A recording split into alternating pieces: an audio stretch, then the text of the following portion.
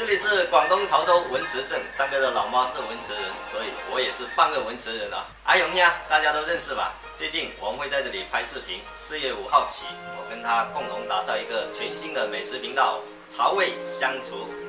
欢迎大家支持关注。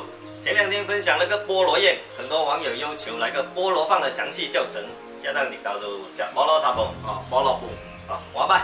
准备食材：菠萝、腊肠、虾仁、胡萝卜、洋葱，还有一点黄豆。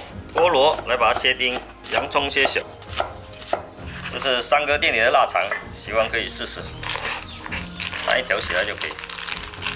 把腊肠切小。好了，跟着做，对我来，有冇哈 ？OK。姜、葱、鹽、胡椒，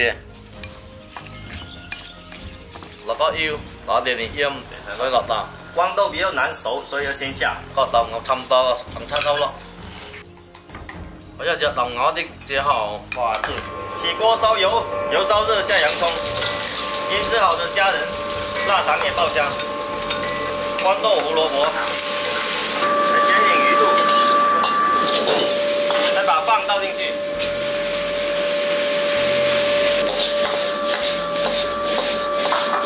把它炒散后加一点酱油，再来一点咖喱粉，咖喱粉也是咸的，再把菠萝倒进去，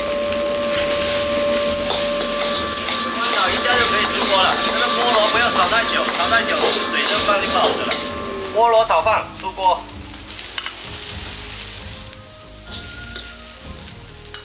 这碗忙一点，摄影师包了啊。